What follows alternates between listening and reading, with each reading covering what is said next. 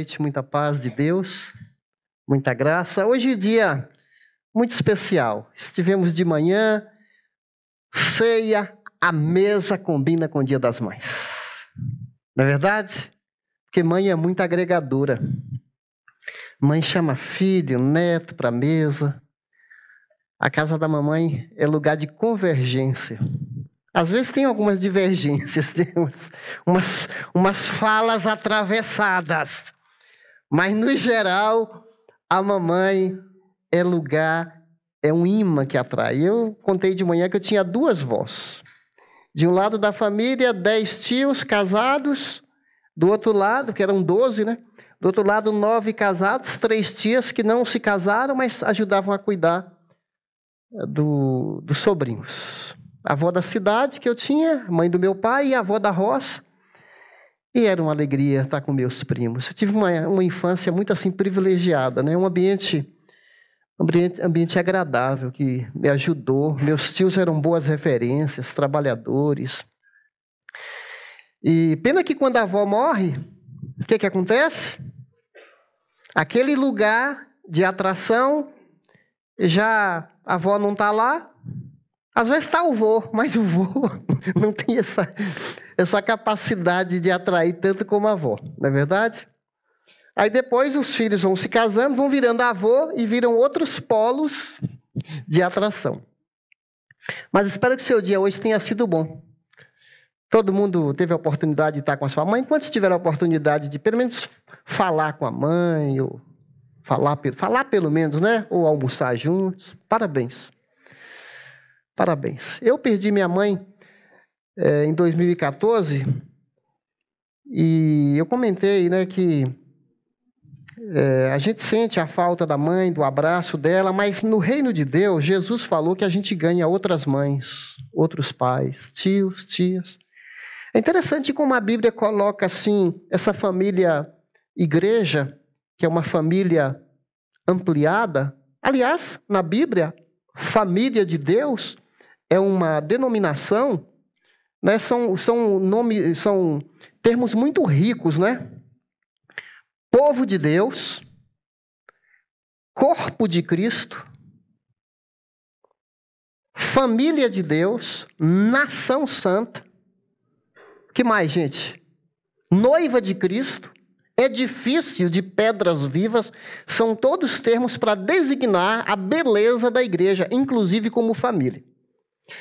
1 Timóteo 5 fala assim: não repreenda asperamente o homem idoso. Você já é idoso? Tem mais de 60? Tem não. Então tá jovem.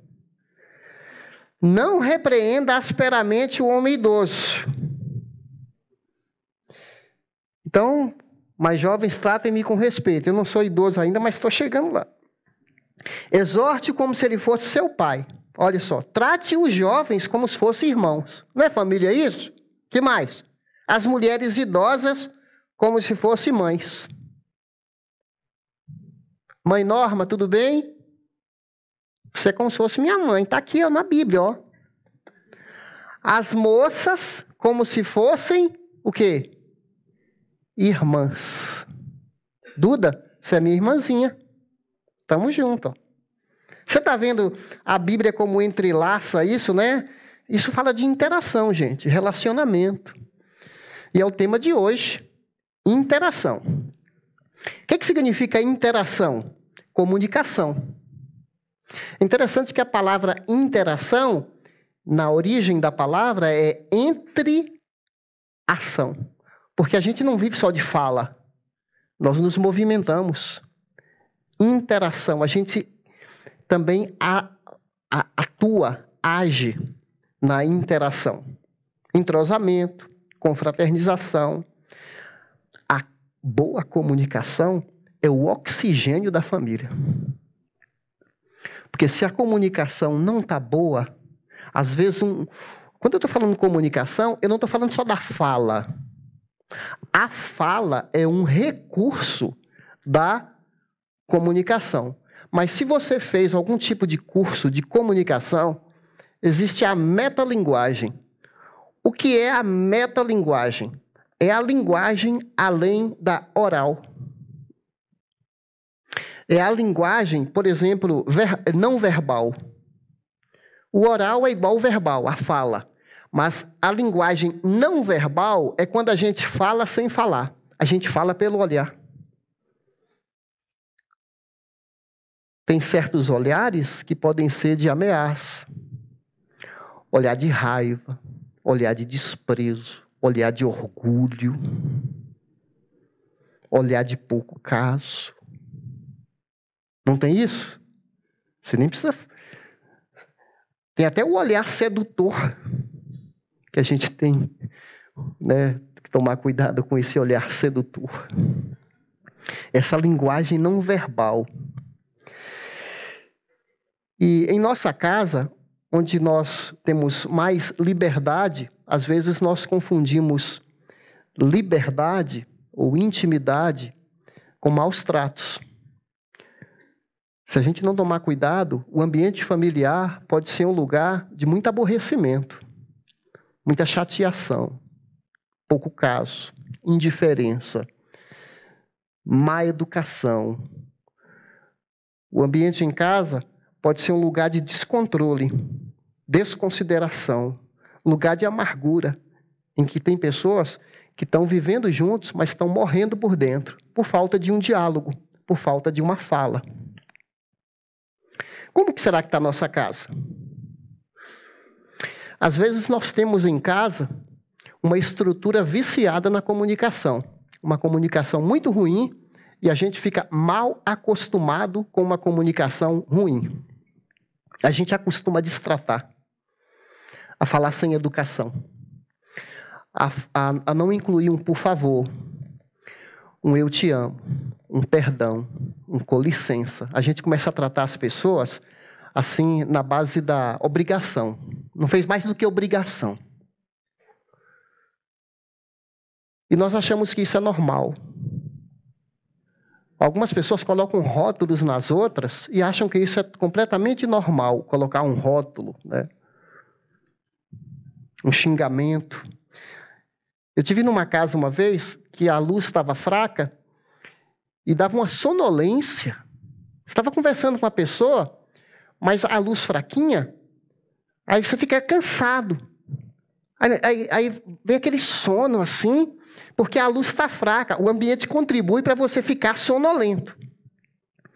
Até que a pessoa trocou a lâmpada, ficou iluminada, aí pronto. Aí é que você pensa, alguém percebeu e trocou a lâmpada. Qual é a lâmpada? Como é que está a lâmpada na sua casa, né? Tá assim, esse ambiente fraco na comunicação? Ou a coisa tá brilhando, tá gostoso? São cuidados que a gente precisa tomar. Como melhorar a interação na família? Pode ser que você é uma pessoa que fala assim, Edgar, na minha casa, eu sou uma pessoa tão fácil de conviver. É só as pessoas fazerem o que eu gosto, o que eu quero. Não vai ter problema nenhum. Se todo mundo fizer as coisas do jeito que eu gosto, eu não tenho problema com ninguém. Porque eu só faço as coisas certinhas. Você já ouviu alguém falar assim? Agora, os outros, é tudo fora de lugar, ninguém se importa, ninguém se interessa, eu vou morrer, porque só eu que me desgasto nessa casa, ninguém está nem aí, mas quando eu estiver no caixão, aí vai ser tarde demais. Já, esse povo não me dá valor. Você já ouviu alguém falar assim? É conversa de mãe, né? Mas a questão, não estou falando só mãe não, às vezes é o pai também, que fala que ele que é certo, que só ele tem razão, a vida, o jeito de viver mais certo é o dele. É o jeito dele que põe ordem nas coisas. A grande questão de alguém que se acha muito certo é que ele não vê os próprios defeitos. Vou dar um exemplo aqui. Aquela casquinha do feijão na boca. Você já viu alguém com aquela casquinha do feijão colada no dente, especialmente quando é feijoada, né? Que aquele dente, aquela casquinha preta, né? Aí a pessoa tá rindo. Pois é, gente, e tá conversando tal, e tá animada. Ela não vê a casquinha do feijão no dente. E os outros que estão olhando, estão vendo, mas ela não vê. Para ela, tá tudo... Então, é essa pessoa que ela se acha, que ela não tem erro, mas tem ali, todo mundo está vendo visível, só ela que não vê. Pois é. Como é que está você em sua casa? Só você que está certo? Os outros estão tão certos? Gente, o nosso maior conflito não é contra as pessoas. A minha maior luta não é Donato com Donato, ou Donato com Souza, né, que é o sobrenome da Sandra, mas agora virou Donato. Há forças espirituais do mal conspirando para a gente entrar em guerra, em casa. O inimigo de Deus. Mas o nosso maior conflito, sabe qual é? É contra Deus. Primeiro a gente tem que resolver essa inimizade com Deus, esse vertical, para depois tratar do horizontal. Se a gente não for amigo de Deus, vertical, as coisas complicam demais na horizontal. Mas Deus nos reconciliou na cruz, pois Ele é a nossa paz. Por meio da cruz, Ele destruiu a parede da inimizade. Nós éramos inimigos do Senhor. Olha, Romanos 5,8 fala assim. Romanos 5,8. Vamos ver se essa cabeça lembra agora. Romanos 5,8. Deus prova o seu amor para conosco, sendo nós ainda pecadores ou inimigos. Romanos 5,10. Fala assim, se nós antes éramos inimigos de Deus, por meio da morte de Cristo na cruz, Ele nos reconciliou, reconectou com Ele, e agora reconciliados somos salvos pela sua vida. Não é lindo isso? Ele não desistiu de você. E por falar em interação, que ponte melhor a gente tem além de Jesus? Se é para falar de interação, nós não precisamos de intermediários entre nós e Deus. Jesus é o caminho, a verdade, a vida. Ninguém vai ao Pai a não ser por Cristo. Nós temos livre trânsito, livre acesso a Deus, porquanto há um só nome dado entre os homens pelo qual devemos ser salvos, Cristo Jesus, homem. 1 Timóteo 2:5. Ele é o caminho.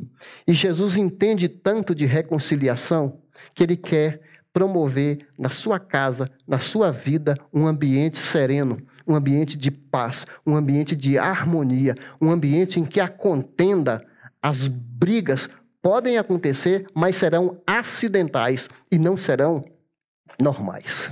Eu quero um lar assim. Lar perfeito? Tem alguém que tem aqui? As coisas sempre no lugar, todo mundo faz as tarefas com proatividade, todo mundo se entende. Você conhece um lar assim? Se tem, sinto muito, você está em outro planeta. Você está em outro planeta. Eu tenho, os meus filhos, todos eles são intensos. São 3. Está diminuindo, né? 2 casaram, agora só está um dentro de casa. Mas quando junta todo mundo, como hoje, e agora vem os agregados, vem genro e vem nora, e vem a mesa. Olha a fase que eu estou. Fase legal essa, estou gostando. Aí começa esse povo todo na cozinha a falar. E eu fico assim, de canto, né? Aí de vez em quando alguém fala assim para mim, fala, pai. Ué, vocês não deixam eu falar? Às vezes eu tenho que levantar o braço assim, ó, para ver se alguém me deixa falar. Aliás, essa questão de interação, o povo está sem paciência para escutar a gente. O povo vai no WhatsApp, está sem paciência para escutar um recado. É um recado de um amigo. Vai lá, aí ele já vai lá na velocidade 1.5 ou 2.0, porque ele não tem paciência de escutar num ponto... Inclusive eu, deixa eu confessar aqui, inclusive... A gente está sem paciência. Aí você vai conversar com o filho, ele te atropela. Parece que ele quer colocar na sua vida um botão para você falar na velocidade 1.5 ou 1.2. Mas se a gente tem uma certa idade, né, Robério? Não estou falando que é seu caso, mas às vezes as palavras já não fluem com aquela velocidade que a gente gostaria. Não é verdade? Não estou falando que é ele, mas acontece comigo. Então, gente, olha só esse pensamento aqui, ó. O matrimônio não é um desafio por causa da pessoa com quem convivemos, e sim porque suscita quer dizer, desperta nossa carnalidade e nosso egoísmo e mostra quem de fato somos. Quando a gente se casa, aí nossas manias vêm à tona, o nosso ego, as nossas vontades fortes. Porque a gente é criado sozinho, né? Sozinho assim, você vive com você, né? Aí você tem que dividir você com o outro. E você pega famílias de lugares diferentes. Minha família é nordestina, com um código do melhor estado do Brasil, que é a Bahia, né? Aí você vem de um estado tão maravilhoso como a Bahia, e você casa com esse estado de São Paulo, que é cheio de gente, com a moça que é aqui de São Paulo, né? Convive com essa agitação. Aí você mistura os dois. Olha, em família você tem o idoso, tem aquele cunhado que vem lá, não sei de onde que se apareceu aquele cunhado.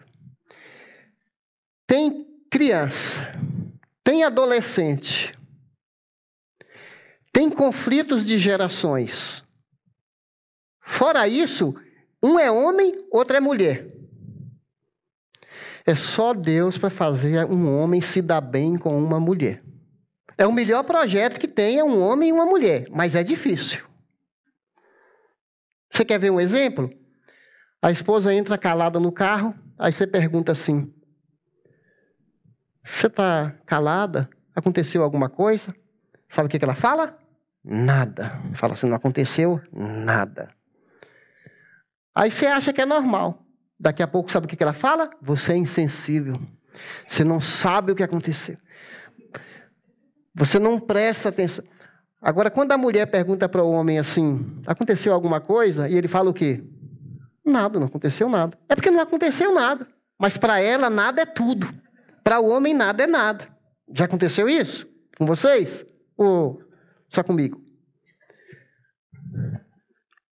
Ela veste uma roupa, Hildo, a gente fala assim, puxa, que linda que você está, que capricho, né? Parabéns, tal. Aí, né, ela fica feliz. Aí você veste uma roupa e ela fala, vai tirar isso daí que eu tenho vergonha de sair com você. E aquela roupa é tão amiguinha da gente, que a gente está acostumado com ela, a gente se sente bem, ela fala, não saio com você se não trocar essa de roupa. Pega lá a manteiga para mim na geladeira. A visão do homem é tubular, né? O homem enxerga assim, ó. Porque o homem é diferente da mulher, ela vê tudo. O homem vai na geladeira, aí ela... O homem... Não achei manteiga, não. Ela abre, está aqui. A mulher vai arrumar a casa, porque para nós, o sofá pode ficar no mesmo lugar 50 anos, está de bom tamanho. O que elas fazem? Cansei desse sofá aqui. Vamos arrumar. Esse vamos arrumar, meu amigo, sobe para nós. Esse vamos arrumar, daqui a pouco está você lá sozinho empurrando as coisas. E depois a coordenadora só fala, eu quero para lá. Aí você... Não é difícil, mas nós não somos competidores. Deus nos criou assim, diferentes, que é na beleza da diferença que a gente complementa. É na beleza da diferença que a gente ajusta um ao outro. Então faz parte da vida. Agora, gente, façam o possível para viver em paz com todos. Romanos 12, 18. Façam tudo o que depende de você para viver em paz uns com os outros. Viver em paz com o cunhado. Viver em paz com gente chata do condomínio. Com motoqueiro. Viver em paz com petista, bolsonarista. Viver em paz com quem mais? Corintiano. Inclusive, né? Nem vou falar do que aconteceu hoje, mas vamos voltar para o assunto que a gente estava tratando aqui. Então, queridos, a gente tem que tomar muito cuidado. Olha as palavras, gente. Olha essa citação aqui, ó. As palavras podem confundir, embaraçar e machucar. Por outro lado, elas têm o poder de curar, encorajar, ajudar, ensinar. Infelizmente, se nós não estivermos sob o controle do Espírito Santo, nossas palavras mais ferem, mais machucam do que curam. Quanta gente deve estar desperdiçando o tempo, ao invés de focar só nas coisas positivas. Olha, antigamente eu não prestava muita atenção nisso. Mas à medida que o tempo passa, eu percebo que quando a gente está irritado, chateado, cansado, estressado, nós machucamos as pessoas. Mesmo você conhecendo a Bíblia, mesmo você tendo versículos de cor, você machuca as pessoas. Semana passada eu tive um acidente, um cara bateu na minha moto e deslocou meu braço. Aí soltou. Eu não sei se você já sentiu um braço fora de lugar, meu amigo.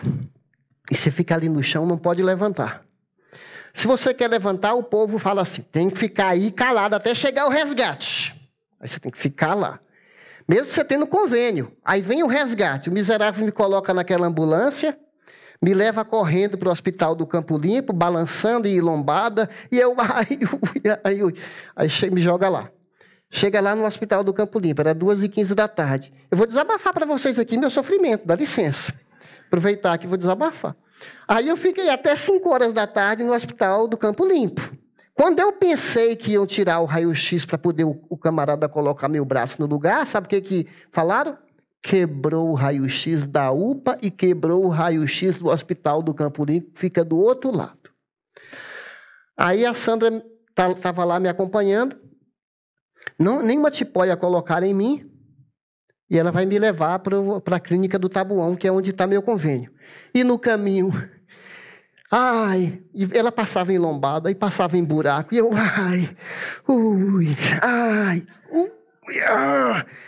Aí a boca chia.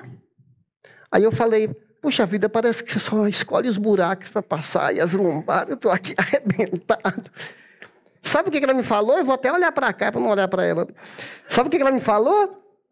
Você estava lá, caído, eu parei todas as minhas coisas para te socorrer, estou te carregando aqui do meu lado e você está reclamando ainda. Você já pensou um negócio desse, gente? Aí eu falei para ela, me perdoe, Sandra. Quando a gente está irritado, está com dor, a gente machuca as pessoas.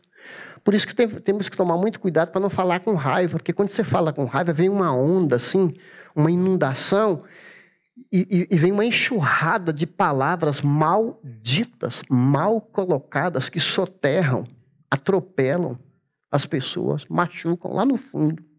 A gente é capaz, Provérbios fala de uma linguagem violenta. Tem certas palavras, algumas pessoas falam como se fosse ponta de espadas. Não lembro o provérbio que fala isso. Parece que tem ponta de espada na boca. Fala te alfinetando. Você está com aquela pessoa, você até fica assim, desviando dos dardos, das setas. Gente que te machuca. Você sai com as energias drenadas. Você fica cansado de falar com aquela pessoa. Ou é só isso que acontece comigo? Mas a gente precisa parar para pensar aqui, antes de prosseguir, que nosso coração precisa ser mudado. Não basta eu chegar aqui à frente e ficar falando boas regras, boas atitudes na comunicação. Não basta, porque isso aí é conhecimento que às vezes a gente adquire e tem cursos de boa comunicação. Está cheio deles por aí. O emissor, o receptor, o código. Tem certas leis na comunicação que são importantíssimas. Mas se a gente não cuidar do coração, da atitude aqui dentro, não adianta você ser só educado, porque em algum momento você vai machucar. É um poder muito forte que a gente tem de machucar os outros. Por isso, um poder forte, que é a língua, precisa ser suplantado, precisa ser subjugado por um poder maior, que é o poder do Espírito Santo de Deus, que muda nosso coração. Queridos, será que em nossa casa a presença de Jesus como autoridade, Ele reinando na nossa casa, nos ajuda a perceber nossos exageros e a pedir perdão, porque todo pecado, primeiro, antes de ofender a esposa ou o filho, o primeiro pecado é contra Deus. Lembra disso? Quando você machucar alguém, antes de você machucar a pessoa, você entristeceu o Espírito Santo. Davi fala no Salmo, contra ti eu pequei. Depois que a gente peca contra o Senhor, a gente peca contra a pessoa. Por isso que a gente precisa pedir perdão para Deus e para a pessoa também. Todo pecado, primeiro, é contra Deus.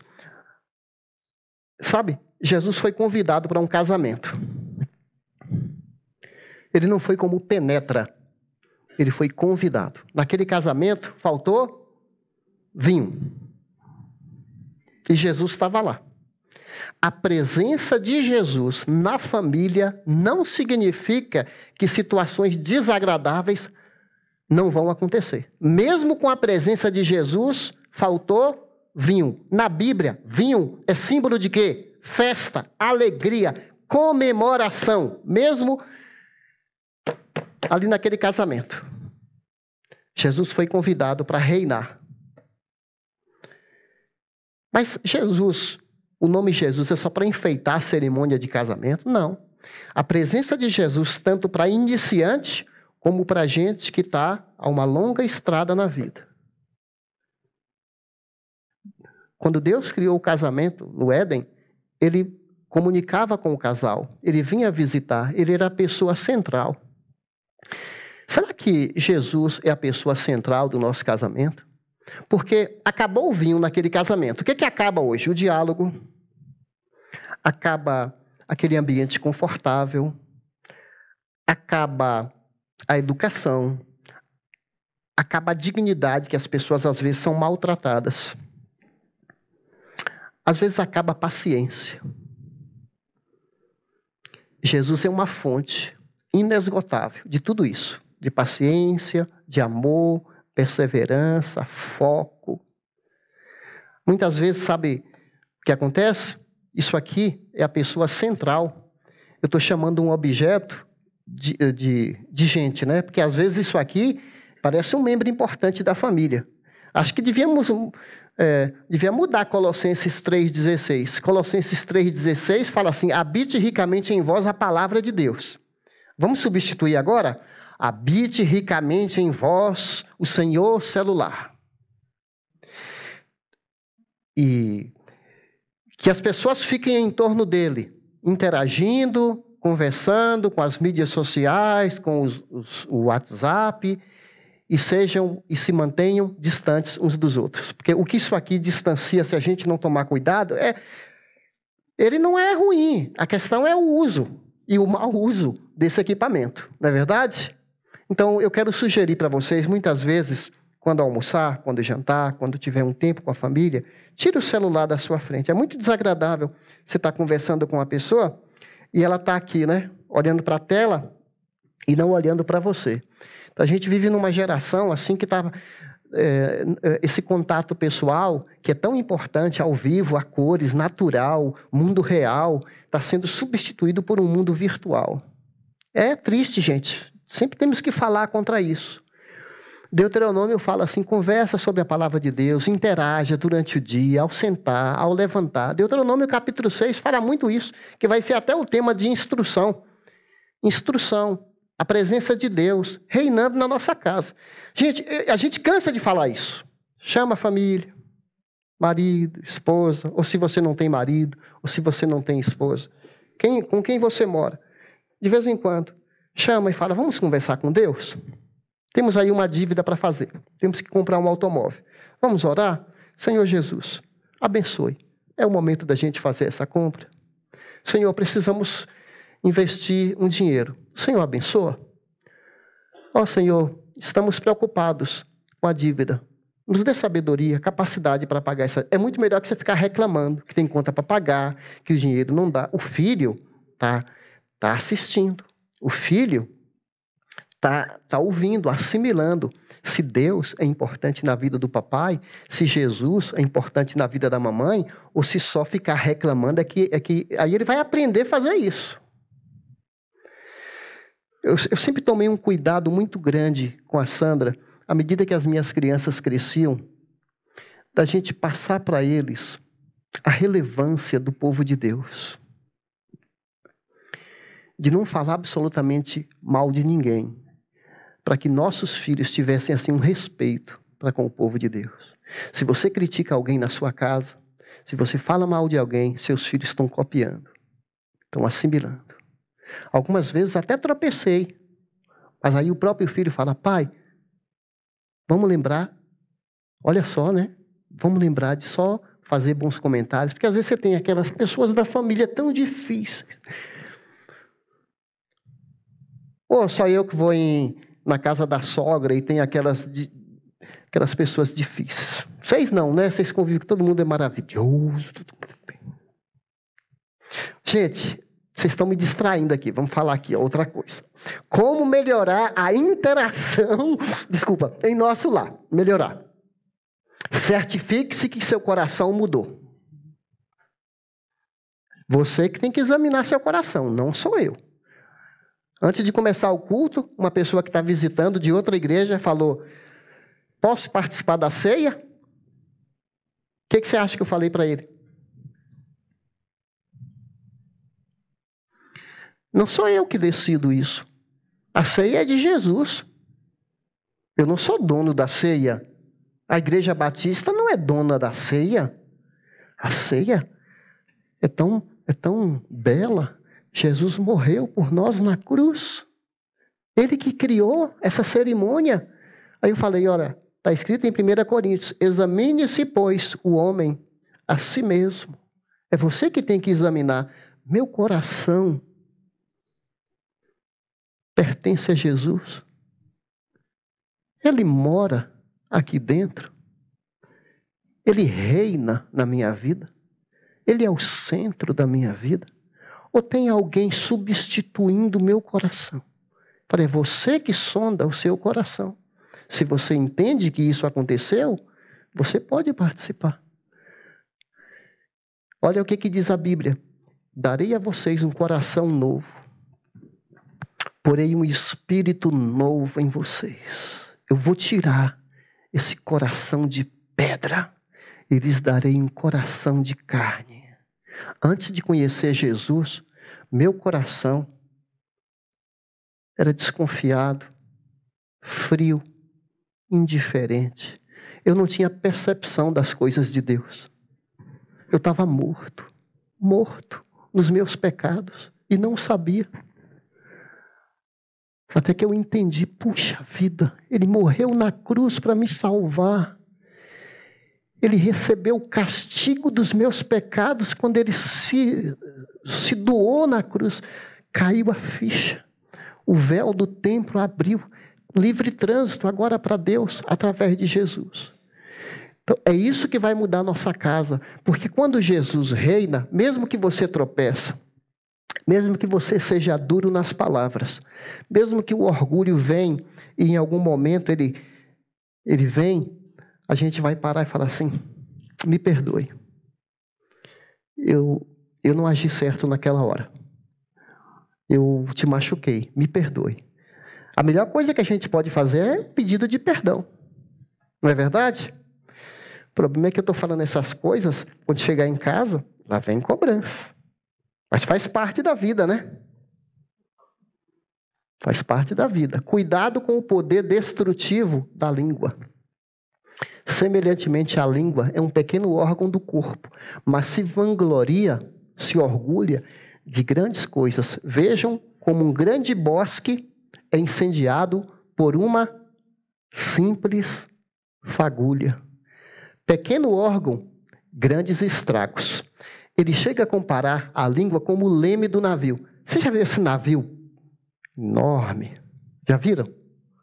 Tem um leme que um homem conduz da direção para o navio. Pela língua, nós podemos conduzir nossa casa para um lugar que não deveria. Sabia? Pela língua, nós podemos conduzir nossa família para um linguajar baixo.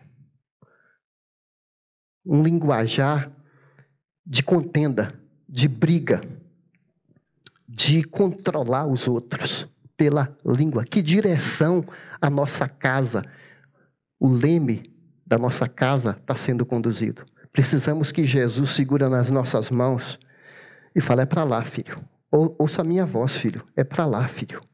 Ouça a minha voz, é para lá. Então, cuidado com o poder. Olha, aqui fala que a língua pode desmatar. Um grande bosque, né? A língua faz estrago na reputação das pessoas. E a gente vive nessa era agora que a pessoa tem a reputação manchada e até quando ela fala que explica, continua manchada ainda. Está difícil recuperar a reputação. Lançou ali na rede social, cuidado com o que você fala. Cuidado com a sua conclusão. Às vezes alguém fala uma coisa, a gente entra numa conversa, entra numa briga, fala mal dos outros e nem tem ali o conhecimento do que está acontecendo. A gente se envolve em situações que não deveríamos. Queridos, na multidão de palavras não falta transgressão. Provérbios 10, 19. O que guarda a sua boca e a língua, guarda das angústias a sua alma. Provérbios 21, 23. Meus amados, tenham isso em mente. Sejam prontos para ouvir, tardio para falar, tardio para irar. Questão de educação. Ouça com paciência. Eu sei que é difícil. A verdadeira escuta não é só biológica. Por exemplo, alguém falar algo comigo e eu entender. Essa é uma função do ouvido. É uma função biológica. Mas ouvir com a alma, ouvir com o coração, isso é compaixão. Isso é empatia. Ouvir com a alma, não só ouvir com o ouvido. Há uma grande diferença disso. Porque quando você ouve com o coração, você se identifica com a outra pessoa. Você assimila o que está acontecendo com ela. E muitas vezes falta essa paciência para nós, né? Especialmente nós maridos, somos muito bons. Somos como um médico, né? A esposa faz uma queixa, você escuta. É só isso o problema. Faz isso, isso e isso. Pronto, próximo. Às vezes a gente é muito racional. Elas não querem receita. Elas querem um marido que escute, que tente entender o mundo delas. Agora eu ganhei um pontinho. Não ganhei? Vamos avançar rapidinho. Comprometa-se em falar a verdade em amor. Seguindo a verdade em amor, quem é a principal pessoa da nossa vida? Jesus. Ele não é verdadeiro? Ele não é amoroso? Mas tem gente que fala assim, eu sou muito sincero. Eu sou muito sincera. Se tiver que falar, eu falo. É mal educada essa pessoa que fala isso. Porque a Bíblia fala que a verdade tem que ser dita com amor. Então tem gente que se esconde atrás de uma sinceridade que machuca. Uma sinceridade que destrói. A questão é como a gente fala. Não combina um cristão falar mentira, combina? Quem é o pai da mentira? É o diabo. Ah, mas uma mentirinha de vez em quando não faz mal para ninguém. Não tem gente que fala isso? Mentirinha a hora nenhuma. Se Jesus é o Deus da verdade, Ele habita no nosso coração, Ele nos chama para ser verdadeiro. Olha Efésios 4, 25. Efésios 4, 25. Fala assim: abandone a mentira e fale a verdade, cada um com o seu próximo. Você já abandonou a mentira? Ou ela faz parte da sua vida? Você tem medo das pessoas? Às vezes dá um medo. Às vezes a gente...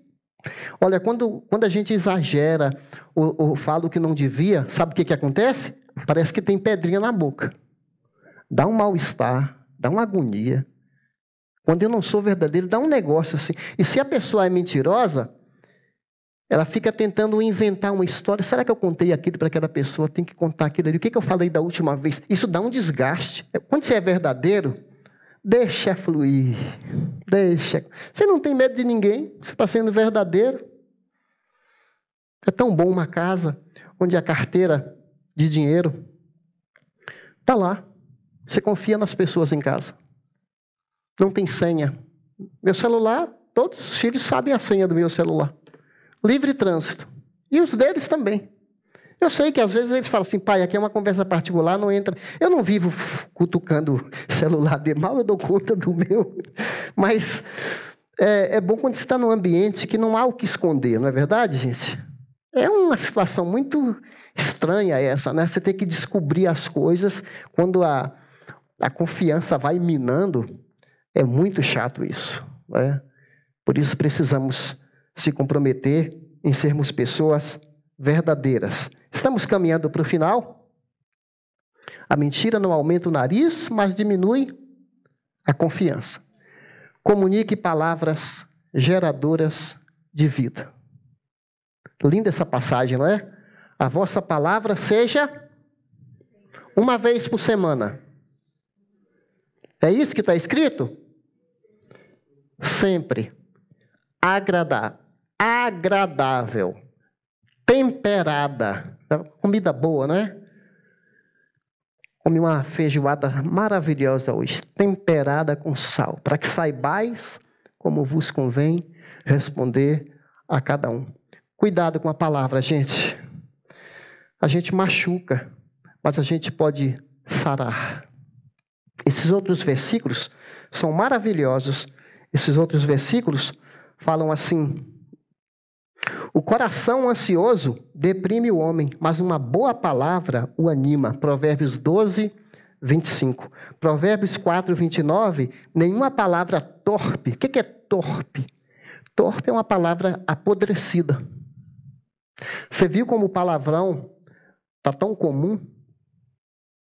Os mais antigos, 20 anos atrás, 30, a gente não estava tão acostumado com palavrões. Hoje, palavrão ganha status de título de livro.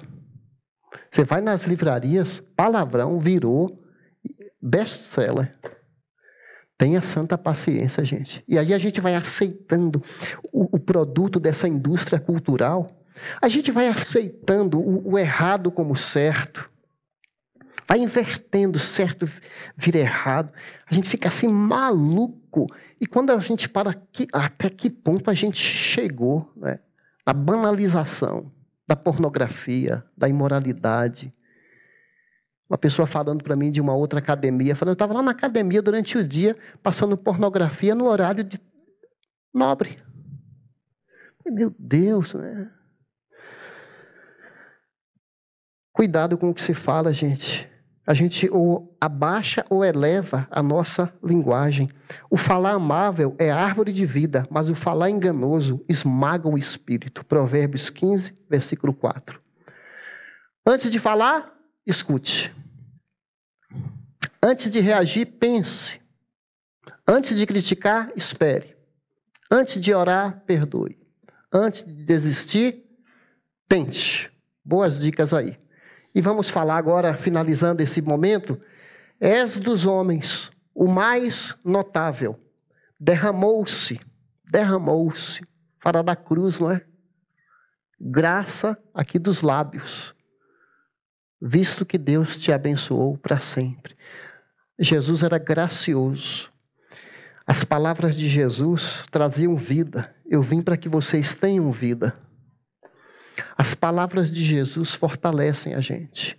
As palavras de Jesus, a gente cantou, tem poder para salvar.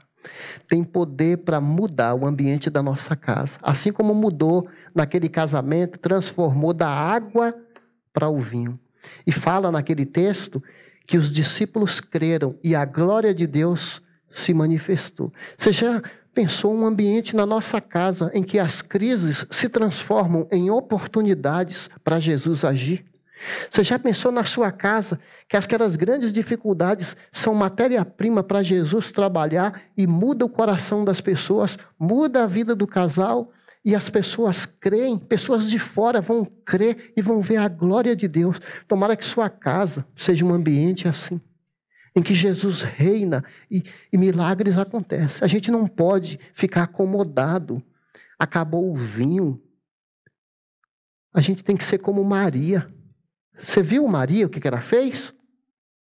Foi atrás de Jesus e falou: façam tudo que meu filho mandar. Nesse sentido, eu sou um admirador de Maria. Façam tudo que meu filho mandar. E o que é que o filho manda?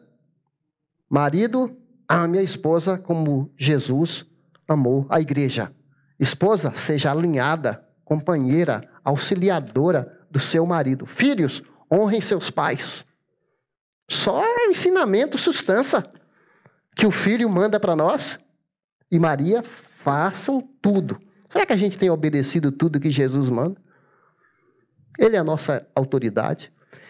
Queridos, a ceia fala disso. Ele não mediu esforço para perdoar, para mudar nosso coração, para mudar nossa casa. Que Ele nos ajude. Que Ele nos ajude. Se Ele não for nossa fonte, o que você ouviu aqui são só palavras. Mas tomara que essas palavras gerem vida, sejam sementes de Deus em seus corações. Amém?